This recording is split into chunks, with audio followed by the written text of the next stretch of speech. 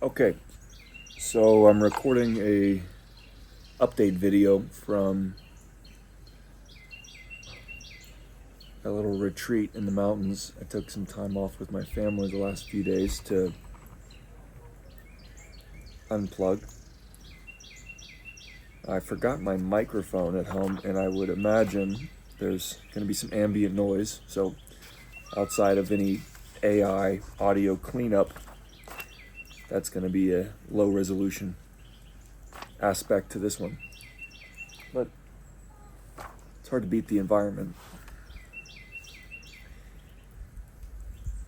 Last fall, my co-founder of 5 years had to split off from the company. And it wasn't because we were making money hand over fist. I can say that. It was a necessary thing for him to do. He stayed in the fight a long time. But venture map as a concept hadn't yet broken through in its ability to consistently deliver value sufficient for the investment and income requirements of both founders. That was a tough call. It was not made easy. It wasn't made quickly. It was the opposite of a Band-Aid being ripped off. It was long and painful, but it was necessary. In the wake of him leaving, I had to confront a few concerns that I had about going forward myself. Venture map is a big idea. And the method, the process of mapping a venture, mapping a company, is a big undertaking. It requires an investment, not just of money, but of time and energy and expertise and technology. And it's staggering. It's building out a whole business. That's literally what it is. The blueprint, it's just like saying the blueprint for building a house is the only thing that there is in a construction project. It's like the blueprint is instrumental. It's a guide. It's a critically important element, but it's not the only thing to it. In the same way, a venture map, if we map out a sales funnel, that's kind of the beginning of the build process. There's an operational layer to that. I've shared this story a few times, but as history would prove, I elected to double down once again on my vision as a founder, on the conviction I had in the direction forward for technology and consumer expectations, consumer demand, wanting to be at that intersection, to skate to where the puck is going. And I knew the importance then of building a community.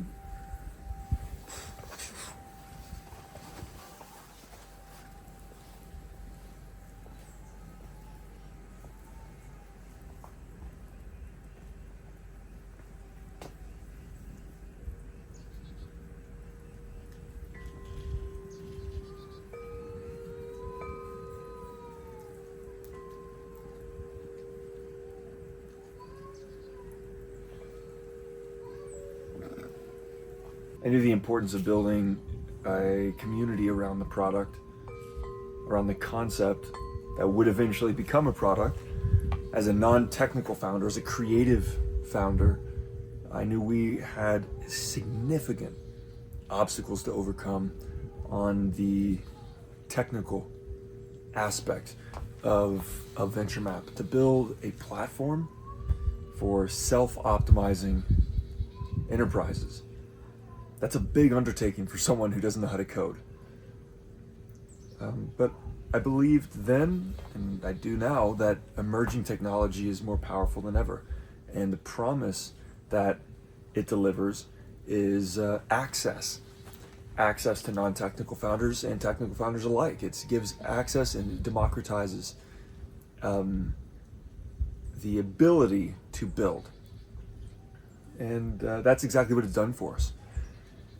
Through a great undertaking, insane amounts of hours,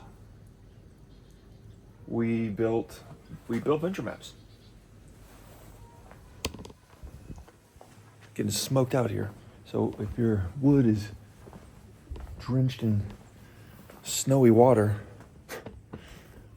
you're gonna be hard pressed to get a good fire going without some sort of accelerant. All right.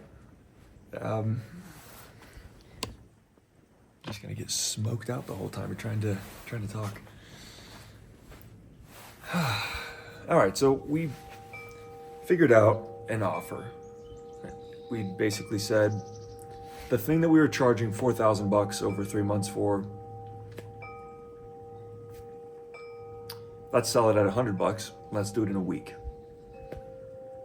with a 100% money back guarantee. And if they like it, they can stay in the membership and pay $100 a month, and they'll get a bunch of time with me and additional stuff.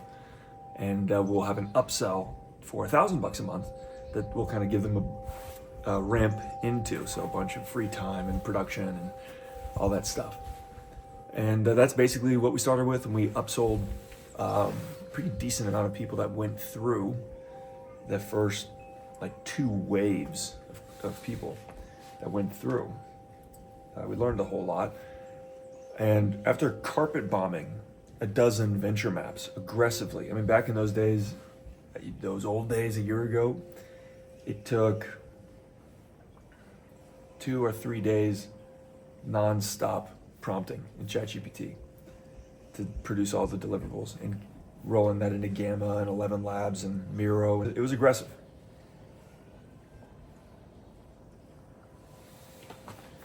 But we were successful, and what we found was a pattern that emerged. A pattern emerged where like 8 out of 10 of the people hooked into one piece of it. And that was the growth plan. The planning horizon, the strategy, like basically what do we have to do to move the business forward? That thing. And that was like the only thing that people really were connecting to. So all the other stuff, the culture, the brand, the business modeling, the customer experience, the employee experience, all that stuff was like, yeah, it's nice to have. Or they didn't even comprehend that it was there. It was kind of overwhelming the circuit board. We've talked a lot about realizing how the wisdom behind the just-in-time manufacturing technique still applies to this age, even though we've had 100x uplift in production capacity, because the constraint is now more than ever on the cognition side of our end users.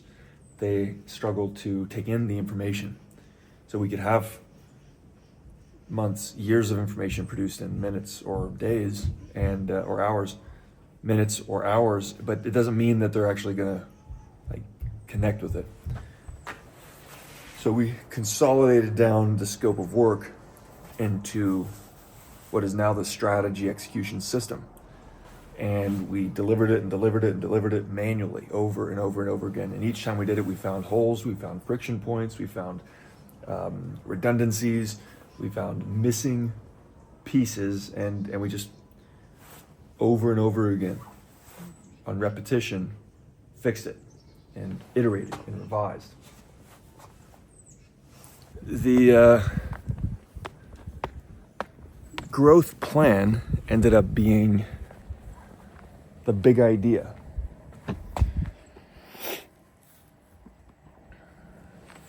And we delivered on it. And as time went on, it ended up moving directly into like strategy execution, which is okay, cool, here's what we have to do over the next 90 days, let's do it. And then it's solving, well, how do you stay on track week to week? How do you help a bunch of solopreneurs stay on track week to week? And we had to interpret and experiment with different methodologies until we found something that works pretty consistently. And then it's brought us to where we are now, which is how do we support them day to day? How do we get as close to execution as possible? Task execution. We have moved forward with this hypothesis for our AI enablement agency, you could say that, for our AI enablement capability set, where it's kind of like the difference between a top-down and a bottom-up market analysis. And we've taken the hard way, I think, the way of staring into the abyss and eating glass for what is now going to be 6 years straight. But it has given us unparalleled visibility into the critical initiatives of our portfolio companies, of our clients' businesses, and down to the task level of specificity. So we can literally see the critical initiatives, the most important things that are happening in all of our businesses at any moment in time, down to the task level.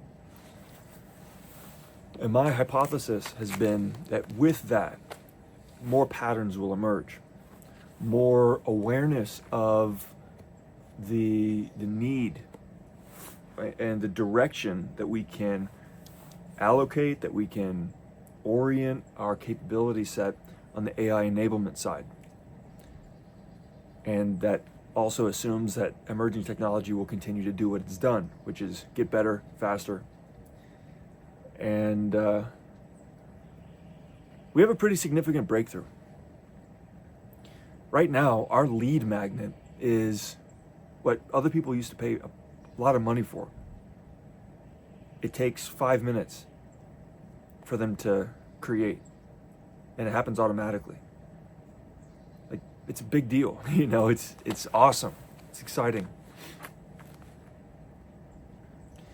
And on the deeper side, you know, if you can imagine a work breakdown structure, that task diagram that visually delineates deliverables, phases, etc.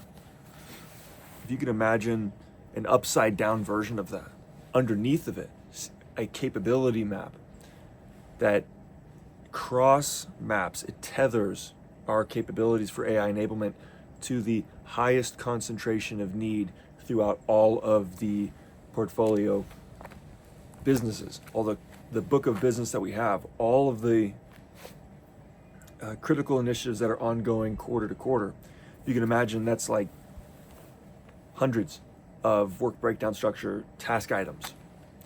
And if we were basically to stack all of them and then kind of like generalize the category of task, the type of stuff that's being done, that needs to be done, and then it's like in a taxonomy of sorts where it says this type of industry, this type of organization size, like headcount, revenue, B2B, B2C, whatever. And we kind of have this matrix of criteria by which tasks emerge. We can identify the most high value things, the things that are most requested, the things that are most important to the most amount of people, right? So it's a heat mapping exercise. And we've done that time and time and time again over the last year. Those patterns have emerged, they're still emerging to this day. We're still learning, we're still gaining insight.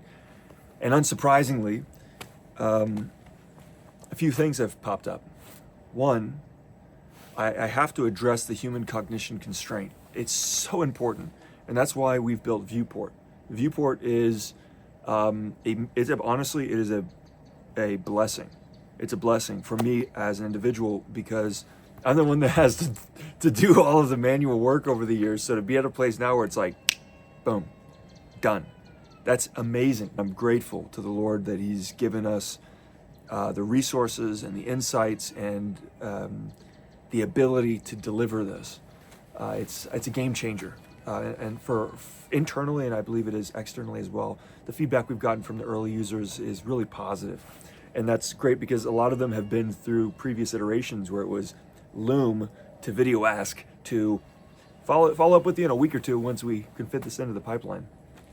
I believe in the commoditization of knowledge work, so we've been consistently trying to cannibalize our own business and disintermediate ourselves. So we're just shoving ourselves to the front of the line to deliver outcomes at an extremely accessible rate, because that's where everything's going, and we want to be first in line for that. We want to build trust with a captive audience and a long-term relationship that allows us to stand on top of the platform's capability sets that delivers the outcomes, right? So that's a lot of jargon. So the cognition constraints is something we've solved aggressively with Viewport. Is it perfect? No. Is it worlds apart from where it was last year? 100%.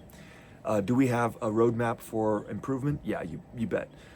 More narrative, more gamification, more personalization, more speed. It will be more instantaneous. It'll be more self-aware and alive, whereas all the data that users receive, it won't be kind of like a veneer. It'll be enriching a segmented database. That's really important.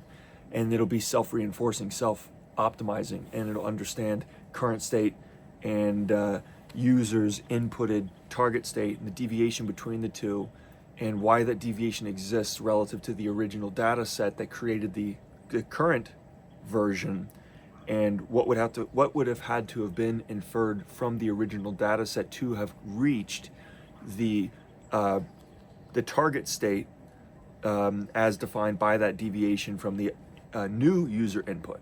So like that way where we can consistently increase the quality of outputs with minimal user inputs, make better deliverables with less effort and less time.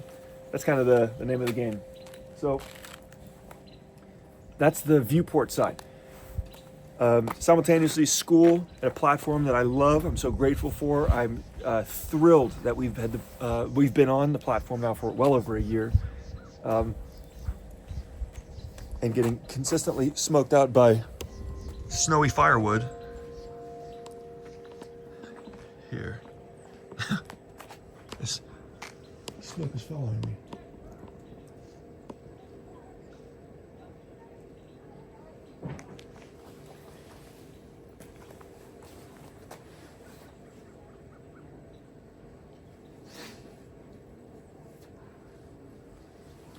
I go to one place and it follows me, and then I go to another place and it follows me. I don't really know what to. Here we go. How about this? That's cool, right? Okay. He's kind of shifting all around the property so you get a real good view. So that's Viewport. School has expanded its offerings, its abilities, which is really cool. And that's allowed us to go from what was 3 communities: free, elite, and operator.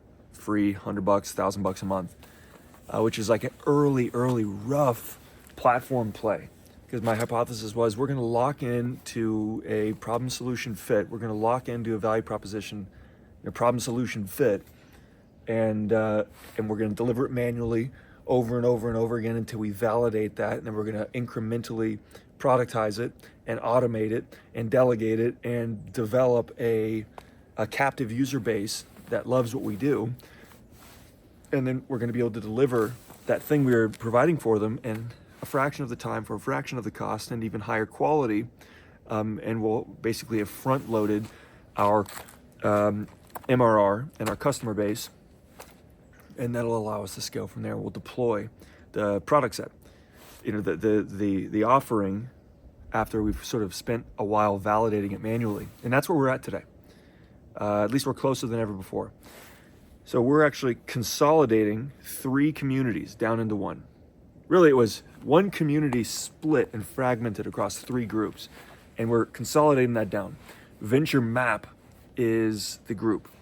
And where we used to have elite and operator, now it's going to be just the standard tier, which is free, the pro tier, which is going to replace elite, and the VIP tier, which is going to replace what was operator. So that's how that's going to go. It's all going to be inside VentureMap. So that's pretty big news. I'm pretty excited about it. We've got some pretty cool things underway. We invested in the Alex Hormozi Money Models bundle. So we got 200 books and then bonuses with playbooks and an AI that he charges like $300 a month for now, and video trainings and all sorts of stuff. And basically what we found was our primary constraint. And the primary constraint for our business was lead generation. It's something I knew, but I didn't know it was the number one thing. If I did know it, it just wasn't like really registering. So it was worth the amount of money we invested into it alone to help me get clarity on the idea, on the theory of constraints applied within a business context. Very clear model, and I'm so grateful for Hormozi for that. As that clarified what we needed to do, ACQAI clarified how we needed to solve it, and as well as with the playbooks, and that's what got us into building out our cold email infrastructure. And that's been a journey and a half, and we're still like on step 1. So we're now moving into the place where we'll be sending 1,100 or so emails a day for the rest of the year, and then I would imagine in Q3 we're going to work to double that volume. We've got pretty good deliverability and targeting on the list side and the messaging side for our first run, so I've been pleased with that. We've got, again, a lot more to go, and we're nowhere close to being out of the woods yet on this cold email side, but we have some life, some movement and momentum there, and that's going to be great to build a predictable pipeline. On our money model side, we basically are stacked up lead magnet, attraction offer, upsell, downsell, and continuity. There's some guessing still happening how that's going to be done right. ACQAI and all the tools are fantastic, but at a certain point you have to do it artisanally. You got to do it, human style, and you got to figure it out and see what works. And that's where we're at now. I've done a lot of the AI stuff. I've done a lot of the methodology, best practice type stuff, and I'm at a place where it's just like, all right, let's see what works through testing and trials, and that's, so we're figuring out. The lead magnet seems to be not a loser, but not like a just dynamite offer, basically a free offer. And we're gonna zero in on it. I think there's a few reasons, but the growth plan is kind of the second half, the second side of a coin. The first side is the constraints. So I think what we're gonna do is update the offer and add a whole new element, a whole new dimension to our growth planning lead magnet, or strategy execution system, which is the constraint finding exercise, a constraint finder assessment. And we're going to use the Score app approach. We'll do it in GHL. We'll use AI and avatars and really streamlined experience and all that kind of cool stuff to make a lead magnet that's just next level. And then that'll feed into the strategy execution system. That will be our attraction offer, and that's where people will get their growth plans. So what we're currently giving for free is going to be gated behind the dollar. Right now, the strategy execution system is $1, and I'm getting smoked out again for this stupid thing. How in the world am I going to record a video when I just keep getting smoked out? Okay, so the fireplace was a great idea in theory, but I don't know. It's like, where are you gonna stand for long to not get smoked out?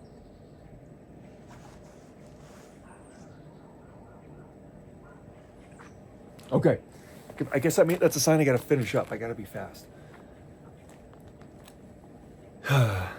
So that's how that's gonna go. And on the upsell, right, because you can imagine, for those of you who've gone through it, we're basically going to say, the picture is going to be even clearer now. Here's the primary constraint of your business. By the way, it's visualized onto a simplified venture map, so we can say it's lead generation. It's traffic, right, as an example, which is pretty common. It's like all the way upstream. And inside of that, we have to talk about offers and lead magnets, and we can't talk about that without really understanding what's happening post-purchase, which is deeply tied to customer journeys and capabilities and all that stuff, which is great. But we're going to basically hone into the constraint, the primary constraint of the business, flip the coin onto growth planning and say, great, well, here's the playbook that we need to apply to solve that. And we'll drill down to task level specificity, and we'll field it into our pro tier. We'll say, hey, great, now it's time to execute, now it's time to get after it. We want to invite you to join Venture Map Elite, basically, was what that was. But we can't change the tier names on school, so I guess we're going to have to leave it behind, leave Elite behind, maybe call it Pro. It doesn't really matter, who cares. But the thing where we say, come every week, we do a weekly planning session. Yours truly facilitates, and it's awesome. A lot of people say it's the most fun and productive time of the week. We also do coffee hours and have a bunch of other stuff. You're going to get like an insane amount of production because we're still doing the carpet bombing exercise just differently. It's like 12 workshops over the course of a year with me. And we build out every aspect of your venture map, which also tethers to the operational component of your business, which is cool. But that's like skunk works, deep, mind lab type stuff. But basically, just at the attraction offer level, it's going to output into the like core offer, basically, what has been Venture Map Elite. And the main value of that is, hey, you've got accountability, and you're going to be able to meet with me for coaching, and you're going to get training and resources and templates and blah, blah, blah. Great stuff. But I think what I'm going to try to play with is this upsell, whereas instead of us saying, basically, hey, here's your 50 tasks, 50 deliverables and tasks that you have to do over the next quarter. Show up, good luck. You can show up once a week and I'll help you stay on track with it. Or we're going to try to integrate this upsell where what was operator, where people were paying $1,000 a month, where I was saying, hey, I'll help you do those tasks. I'll execute those tasks with you. It's the same type of thing, except now it's like, hey, AI is going to help execute it. We're going to leverage our resources to do a very in-depth analysis of your critical initiatives, find what can be enabled by AI and automations, and then actually implement that, execute it. So that's the idea. I'm still trying to figure out a few things, like if it's subscription, if it's one-off. I want it to be simple. I want to reduce the variables and the complexity as much as possible.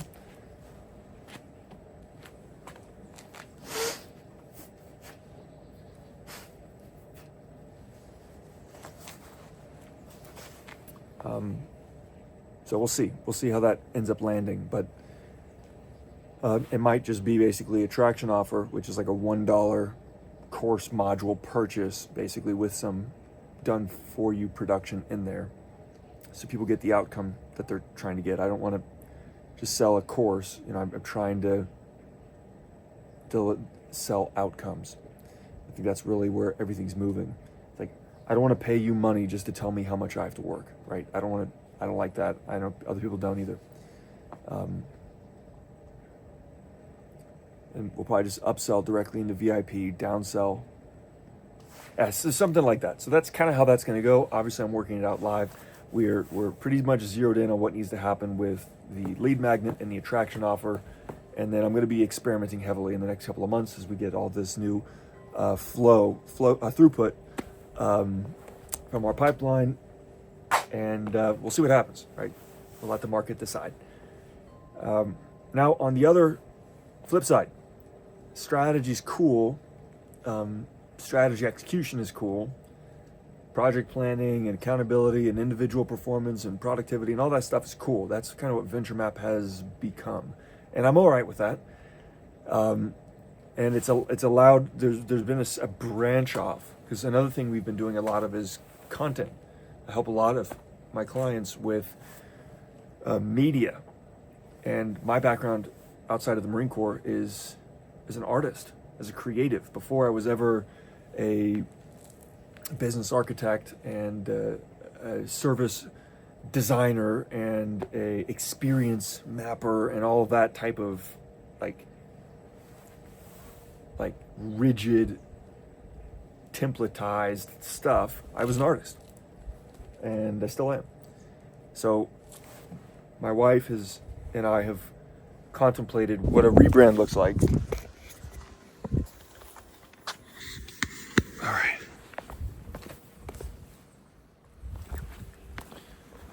So I've contemplated what a rebrand looks like, and it's probably going to be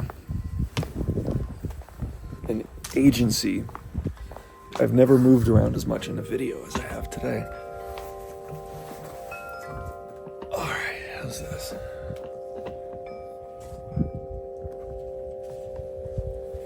You're just kind of here with me. I think that works. All right.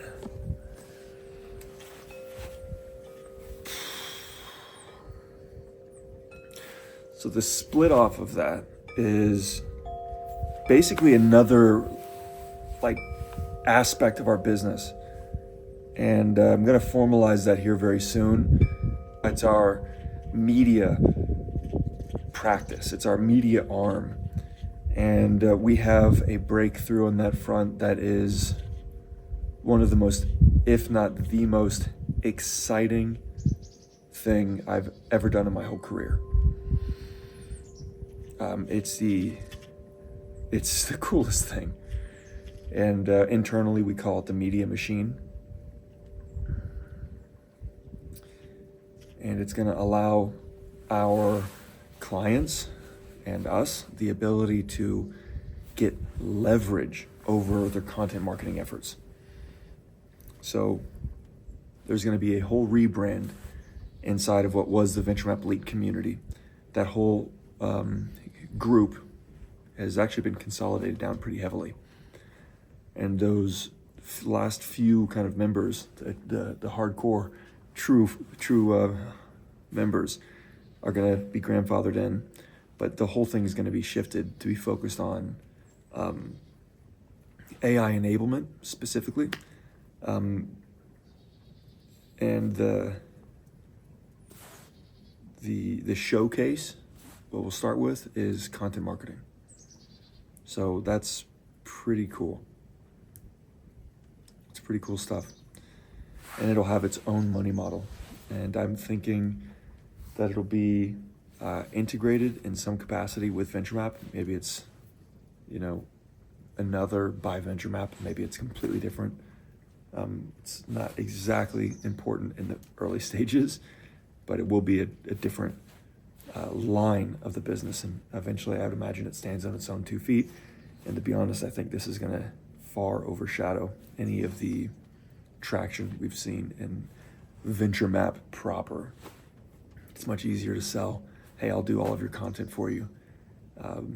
This month, all I have to do is show up to a single conversation, and then I'll produce 30, 40, 50, 80, 100 pieces of content, videos, carousels, images, etc. And I'll do it all for you. It's going to be a lot of fun. So there's more to come on that front. The money model is coming together. The constraint there has been solved. The constraint has been on product and on the capacity for us to deliver, and that's been solved. It's in the process of being finessed and deployed this month. Literally next week, the first one will be live. The first media machine will go live, and we'll start the journey of revising and refining and optimizing and dialing it in. We're going to have our first few case study clients, and from there it'll be about getting after it and scaling. So in one sense, what VentureMap was over this past year is no longer. And in another sense, it's becoming more of itself than it ever has been. So VentureMap is that single, consolidated, focused group, concept, methodology, platform, product play that we're building an audience around. And we finally have a pipeline established that will drive consistent throughput, which is a dream come true. And we're spinning off what is effectively our agency services, and it'll be focused on our creative side. So we'll basically have strategy and creative. They'll have two separate lanes, two complete separate businesses for all intents and purposes. And we'll traverse that, we'll navigate it carefully, but we won't overthink it. We'll have fun with it, we'll deliver value, and kind of let the chips fall where they may. Strategy, creative, and finally is the coaching practice. I don't quite know how to reconcile the operator group. I like having that free card group, that wild card group rather, where I can kind of free play with clients, and that's touch back to me being a fractional integrator and COO. I don't exactly know how that's going to manifest, if it's kind of hones into a coaching practice, if it's just stays a wild card. I think I'm going to shift the name and just take off Venture Map Operator and either make it Logan Ski's Coaching or something to that effect. But we'll see. I'm not too stressed about it. But Venture Map Operator is going away technically, and it's just going to become the VIP tier in the Venture Map community. So it's just consolidated down and very much simplified. That's the update. Thanks for listening. Thanks for watching. Thanks for being on the journey with me, and for moving around a lot. I'm glad the smoke has kind of cleared out, man. I thought it was going to be nice to have a fire going, but we got all this wet, snow-drenched wood. That, if you know anything about wood, it's not gonna catch without a bunch of accelerant. I went through a whole box of kindling to get that thing going too. All right, I would love to hear from you. What are you confused about? What are you excited about? What are you thinking is missing from this? What am I overlooking? Let's keep this as a dialogue, and let's bring some fun into it. I think over the next year, I want there to be more humanity in the group, more fun in the group, and have that culture of celebration, the culture of momentum and alignment and visibility woven in to this community, and that's what that is. So I am so thankful for your investment, for you joining this journey, and I look forward to seeing you guys in the next one. Until then, Logan out.